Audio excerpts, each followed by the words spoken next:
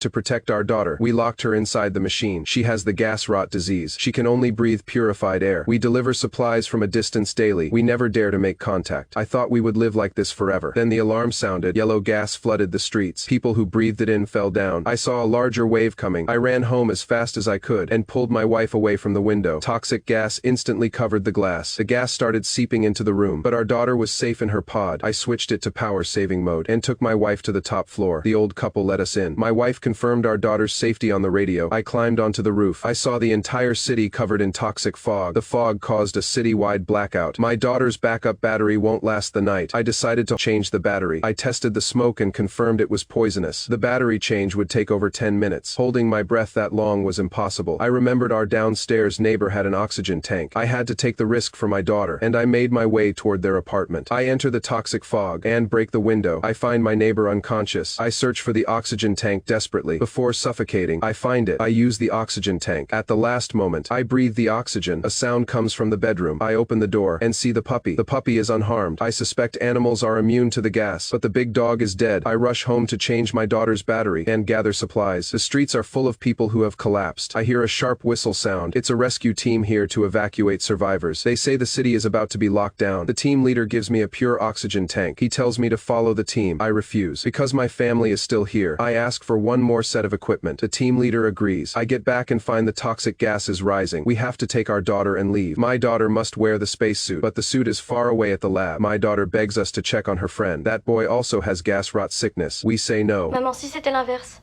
t'aimerais pas que ses parents le fassent pour moi? With no other choice, we head to the boy's house, but no one is inside. Our oxygen is almost gone. We rush to the laboratory. We find the spacesuit, but the lab explodes. I wake up gasping for air. My oxygen tube is broken. Only one oxygen tank remains. We take turns using it. We drag the spacesuit to the top floor. The oxygen isn't enough. I tell my wife to go back first. She refuses to leave me, but for our daughter. My wife runs as fast as she can, but her oxygen runs out anyway. She takes off her oxygen tank, holds her breath, struggles to drag the case. Then she finds the spacesuit inside is burned. All that effort was for nothing. I see a wounded person on the roof. I follow a trail of blood and find an oxygen bottle. A man comes in and tells me to drop it. I tell him it isn't his. The man gets ready to attack me. I put on my oxygen mask and shove him into the toxic fog. After a struggle, he falls. I hurry toward home. My wife sees the purifier battery is almost dead. She can't wait for me to return. She takes a deep breath and runs into the toxic fog. Our daughter sees she has no mask and panics. My wife quickly changes the battery, but she doesn't come back right away. She gazes at our daughter one last time. She finally leaves after our daughter urges her to. I finally reach the hallway and see my wife lying on the ground. She is already unconscious.